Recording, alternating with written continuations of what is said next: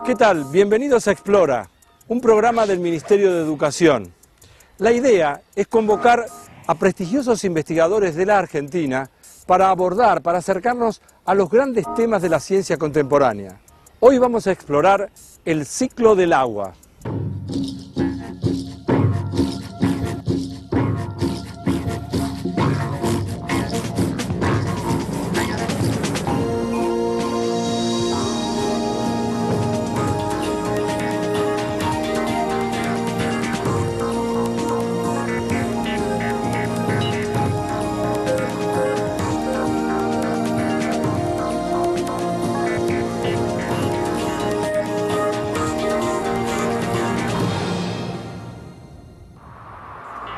Vamos a tratar de conocer los elementos que conforman el ciclo del agua, desde los procesos como la evaporación, la formación de nubes, hasta los fenómenos climáticos como el Niño o la Niña, que impactan tan fuertemente en la actividad humana. Y naturalmente reflexionaremos sobre cómo hay que planificar para hacer un uso racional y eficiente del agua disponible. Y en definitiva queremos saber qué es exactamente el ciclo del agua, cómo lo pensamos desde nuestro país, desde la Argentina. Vamos a consultar entonces a la doctora Carolina Vera, que es profesora de la Facultad de Ciencias Exactas y Naturales de la UBA y además investigadora del CONICET. Ella nos va a ilustrar sobre lo que queremos aprender.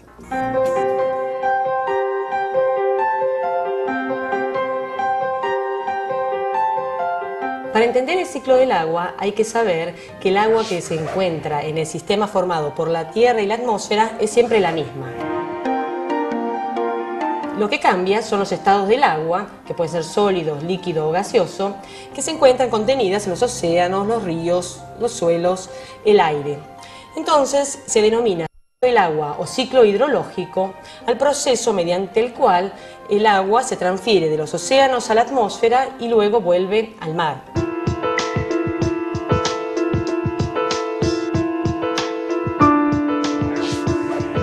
En este ciclo, el agua, por la acción de la radiación solar, se evapora desde las superficies oceánicas y se transfiere a la atmósfera, donde por procesos de enfriamiento se puede condensar y eventualmente producir fenómenos de precipitación o nieve.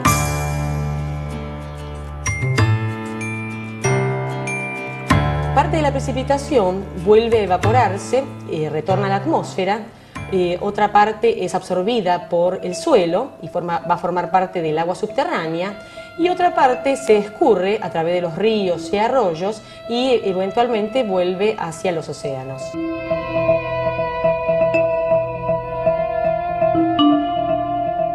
La evaporación es el proceso por el cual el agua de la superficie terrestre cambia de su estado líquido al gaseoso llamado vapor de agua y se incorpora a la atmósfera. La evaporación es más intensa en las regiones con temperaturas más cálidas. Por eso, la mayor fuente de vapor de agua en la atmósfera se encuentra en las regiones oceánicas próximas al ecuador, delimitadas con el color rojo en esta figura. El agua evaporada es transportada alrededor del globo por medio de los vientos. En este proceso, el agua se desplaza, pero no en forma líquida en su mayor parte, sino en forma de vapor de agua. Sobre este punto en particular están las que se llaman las corrientes de chorro, y muy en especial aquellas que se forman en la parte baja de la atmósfera. Las corrientes de chorros de capas bajas, cuyo nombre en inglés es Low Level Jets, alcanzan su máxima intensidad entre 1000 y 1500 metros de altura. La corriente en chorro de capas bajas de Sudamérica se genera cuando los vientos alisios, que son vientos superficiales del este que fluyen en el Ecuador, entran en Sudamérica y son forzados a desviarse hacia el sur y canalizarse en forma de una corriente en chorro debido a la barrera que produce la cordillera de los Andes. Esta corriente en chorro llega a su máxima intensidad sobre Bolivia y luego hacia el sur disminuye su intensidad y a la salida favorece la formación de nubes convectivas, tormentas severas en el este de Argentina, Paraguay, sur de Brasil y Uruguay. Otro proceso importante en el ciclo del agua es lo que se llama la condensación. Es decir, se produce un cambio de estado. El agua pasa de estado gaseoso, o sea, de vapor de agua, a estado líquido.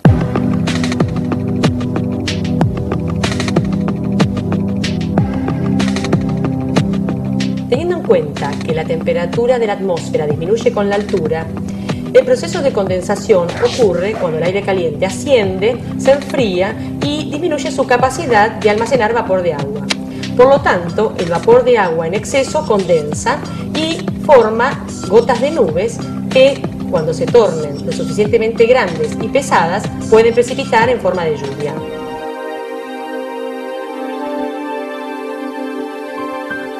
Uno de los procesos que genera nubes es la convección, que se refiere a los movimientos verticales que se producen en la atmósfera. Durante el día, la radiación solar calienta la superficie terrestre, que a su vez comienza a calentar la porción inferior de la atmósfera.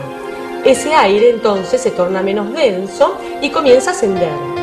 A medida que gana altura, se va expandiendo y se enfría. Si el ascenso y el consecuente enfriamiento son lo suficientemente importantes, se va a producir la condensación del agua y se van a generar nubes llamadas nubes convectivas. En los centros de baja presión o ciclones, el viento circula en la dirección de las agujas del reloj. En los niveles bajos de la atmósfera, el efecto de la fricción que produce la superficie terrestre hace que los vientos se desaceleren y se desvíen hacia el centro del ciclón. Allí se va a producir una acumulación del aire que necesariamente va a tener que ascender porque no puede ir hacia abajo por la presencia de la superficie terrestre. En esos movimientos de ascenso se va a producir la formación de nubes por condensación y eventualmente se producirán eventos de lluvia.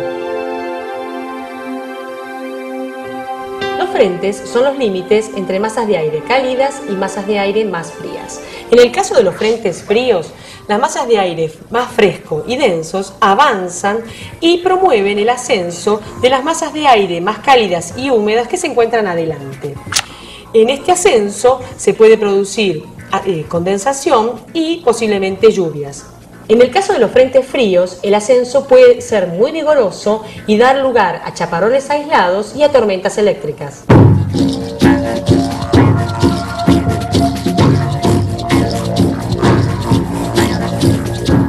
En el caso del frente caliente, es la masa de aire caliente la que se mueve hacia adelante y asciende sobre la masa de aire frío por ser menos densa. En este movimiento de ascenso produce nubes y precipitación. Pero como la intensidad de este movimiento de ascenso es más débil, las precipitaciones que se producen son más continuas y extendidas.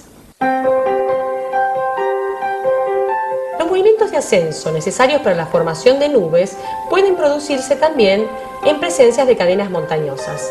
Si las montañas son lo suficientemente altas, el aire se va a ver forzado a ascender, se va a enfriar y se va a producir la condensación del vapor de agua, formando nubes y eventualmente precipitación. En el caso de la Argentina, los vientos predominantes son de oeste a este. Y en el caso de los Andes patagónicos, donde las montañas no son muy altas, las nubes se pueden formar en la cima o bien hacia el este de la cordillera. Un caso diferente es el de los Andes, en la región de Mendoza y San Juan, donde las montañas son más altas. Los vientos, predominantemente del oeste, traen aire cargado de humedad proveniente del Océano Pacífico que asciende a lo largo de la ladera chilena, produciéndose la condensación y la formación de nubes. Cuando atraviesan hacia la ladera argentina, los mismos descienden totalmente secos y con temperaturas anormalmente cálidas.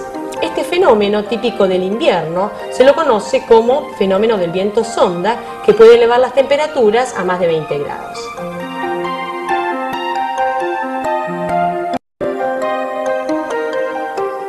La corriente del chorro favorece la presencia de precipitación en el centro y en el norte de la Argentina. Sin embargo, como los datos que tenemos sobre esa región, las observaciones meteorológicas, están tan limitadas, el conocimiento que tenemos sobre esta corriente es muy precario. Para poder estudiar este fenómeno con mayor profundidad, fue necesaria la participación conjunta de científicos, estudiantes, personal de apoyo, voluntarios de distintos países de la región. En realidad todos colaboraron en el diseño y ejecución de lo que se llamó el experimento de campo, con unas iniciales, SOLJEX, South America, o sea de Sudamérica, Low Level, bajo nivel, Jet Experiment, el experimento de la corriente. Esta experiencia se hizo desde el 15 de noviembre del año 2002 hasta el 15 de febrero del año 2003 y se hizo con la colaboración de distintos organismos científicos internacionales y nacionales que cubrió una gran parte de Bolivia, Brasil, el centro y norte de la Argentina, Paraguay y Uruguay.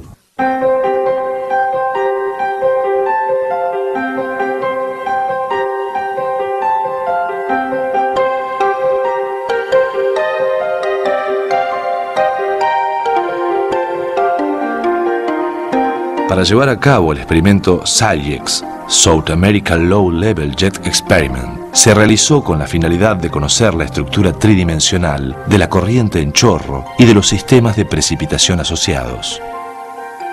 Las misiones aeronáuticas del avión WP-3D fueron un componente esencial del experimento, brindando información en detalle de la estructura espacial de la corriente en chorro y su intensidad.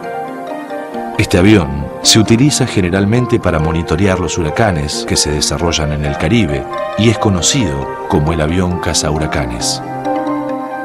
Sus vuelos sobre Sudamérica brindaron información muy valiosa y única para el estudio de las nubes, tormentas severas y su relación con la corriente en chorro.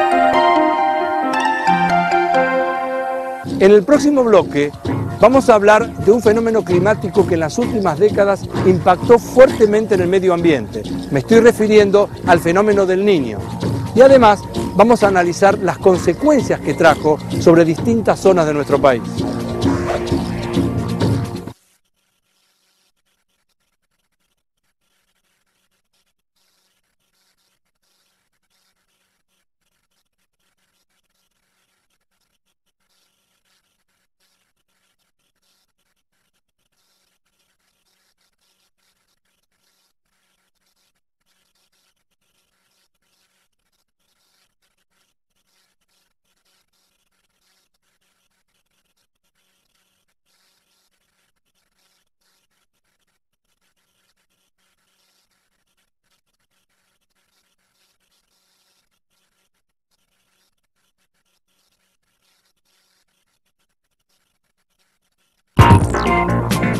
El fenómeno del Niño que se produjo entre abril de 1982 y junio del año 1983 fue considerado el más intenso del último siglo, a tal punto que produjo desde el punto de vista climático fuertes sequías e intensas precipitaciones, pero por otro lado causó más de 2.000 muertes y pérdidas económicas que superaron los 13.000 millones de dólares.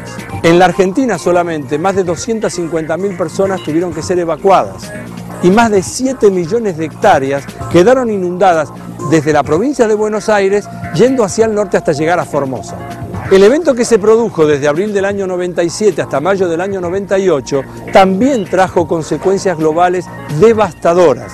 Vamos a aprovechar a la doctora Carolina Vera, que nos va a explicar exactamente desde el punto de vista climático en qué consiste el fenómeno del Niño. En condiciones normales, los vientos alisios arrastran las aguas más cálidas del océano superficial del Pacífico ecuatorial, aquí están representadas con los colores rojos, hacia el oeste en la región de Indonesia. Este desplazamiento de las aguas promueve la surgencia de aguas más frías en la costa de Sudamérica. Las aguas más cálidas en el Pacífico ecuatorial constituyen una pileta de agua caliente con temperaturas más altas de 28 grados centígrados. Estas aguas superficiales promueven el ascenso del aire y la condensación, dando lugar a tormentas muy intensas.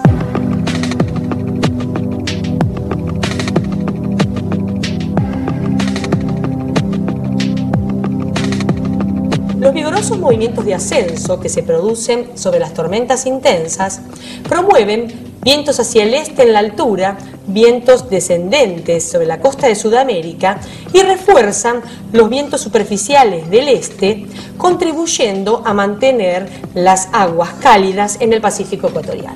Durante el fenómeno del Niño, los vientos alisios se debilitan. En consecuencia, así lo hacen las corrientes oceánicas ecuatoriales que mantenían la pileta de agua caliente en condiciones normales en el Pacífico ecuatorial oeste. Durante el fenómeno del Niño, entonces esas aguas cálidas se desparraman hacia el centro de la cuenca, con el consiguiente movimiento de la zona de precipitación asociada. Estas aguas anormalmente cálidas pueden llegar hasta la costa de Sudamérica. El fenómeno de la Niña constituye la fase opuesta del Niño. En ella, los vientos alisios superficiales se intensifican más que lo normal, contribuyendo a un mayor apilamiento de las aguas cálidas en el Pacífico ecuatorial y por consiguiente una surgencia de aguas más frías en la costa de Sudamérica. Las observaciones indican que existe un aumento de la temperatura media global unos meses después de la ocurrencia de un fenómeno del Niño. Esta energía adicional que se libera en la atmósfera altera la circulación atmosférica a escala planetaria y puede producir en consecuencia cambios en los patrones de temperatura y de precipitación de regiones alejadas de la zona del Pacífico ecuatorial donde se desarrolla el Niño. En promedio, el fenómeno del Niño tiende a producir déficit de precipitación y ocurrencia de sequías en Australia, África y el nordeste de Brasil. En cambio, tiende a producir excesos de precipitación y eventos de inundación en la región del Perú, Chile y en el sudeste de Brasil, este de Argentina y Uruguay. En el caso de Argentina se produjeron importantes impactos hidrológicos que consistieron en inundaciones en el sur de Córdoba, Santa Fe, en la provincia de Buenos Aires y en el litoral mesopotámico, causando que alrededor de 120.000 personas debieran ser evacuadas. Una situación opuesta se registró entre abril de 1988 y abril de 1989, cuando se produjo un fenómeno de la Niña particularmente intenso. En el caso de la Argentina, los impactos se vincularon con importantes sequías en gran parte del territorio, lo que produjo bajantes importantes en los caudales de los ríos. La generación de energía hidroeléctrica se vio seriamente comprometida y la población sufrió por aquella época importantes apagones eléctricos programados. Los fenómenos del Niño y de la Niña influyen notablemente sobre el rendimiento de los cultivos, en particular en la mayor parte de la región pampeana.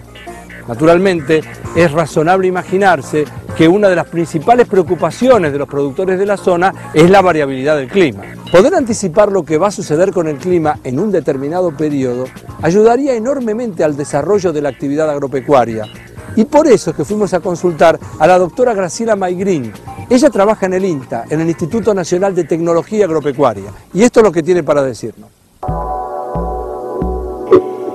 En estos mapas se está mostrando la probabilidad de tener lluvias superiores o inferiores a los normales durante los años El Niño en los mapas de arriba o durante los años La Niña en los mapas de abajo. En estos mapas, los colores celestes o azules están indicando probabilidades mayores que lo normal de que las precipitaciones sean altas, mientras que los colores rojos, cuanto más intensos más, están mostrando la probabilidad de que las precipitaciones sean menor a lo normal durante los años La Niña. En noviembre y diciembre es donde se nota la mayor señal del Niño, del evento del Niño, sobre las precipitaciones. Fíjense que en casi la mayor parte de la región pampeana es posible esperar precipitaciones superiores a los normales con distintas probabilidades. Lo contrario ocurre en el año La Niña y otra vez el bimestre de noviembre-diciembre es donde se nota la señal más fuerte. Evidentemente, esta diferencia en los patrones de lluvia influye sobre la vegetación de todas las plantas que tenemos en la región. En este caso voy a mostrar lo que pasa con el cultivo del soja. Los colores celestes y azules, cuanto más intensos son, están indicando que la probabilidad de que los rendimientos sean altos o superiores a los normales es mayor. Por el contrario, los colores rojos o rosados, otra vez cuanto más intensos, más fuertes es la señal, están indicando la probabilidad de que los rendimientos sean más bajos que los normales.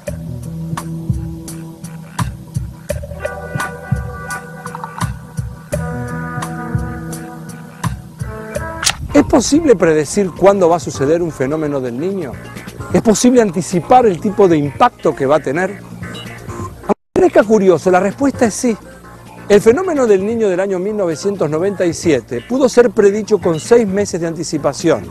Y esto fue lo que permitió establecer estrategias de prevención para mitigar lo que hubiera sido un impacto devastador, sobre todo para los países más afectados. De hecho, en la Argentina hay una estrategia y se trabaja de una manera que va a explicar ahora la doctora Graciela Maigret. Tratamos de hacer unos cuantos trabajos desde los últimos 10 años más o menos, tratando de ver si había posibilidades de cambiar el manejo del cultivo o las rotaciones para poder adaptarnos y poder sacar ventaja de los años que estamos esperando que sean buenos, o tratar de que las pérdidas en los años que se pronostican como malos no sean tan grandes.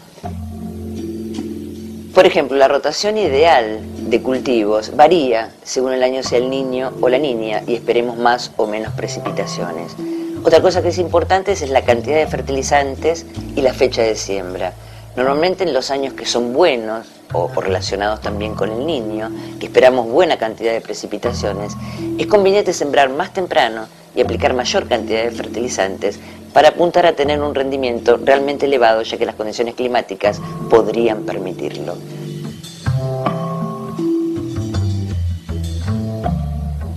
La Cuenca del Plata es una de las cuencas más importantes del mundo. Sus ejes principales son el río Paraná, con sus nacientes en Brasil, y el Paraguay y el Uruguay, con sus respectivas subcuencas. Claro, todos ellos drenan sus aguas en el río de la Plata, que finalmente termina desembocando en el Océano Atlántico. Es fácil imaginar que del comportamiento hídrico de esta cuenca dependan mayormente las actividades humanas de la zona. Y no me estoy refiriendo solo a la producción agropecuaria, como ya hemos visto, sino también a las obras de infraestructura y, si ustedes quieren, hasta la generación de energía hidroeléctrica. El doctor Ángel Menéndez, del Instituto Nacional del Agua, nos va a hablar ahora de cómo se ve afectada la Cuenca del Plata por los fenómenos del Niño y de la Niña.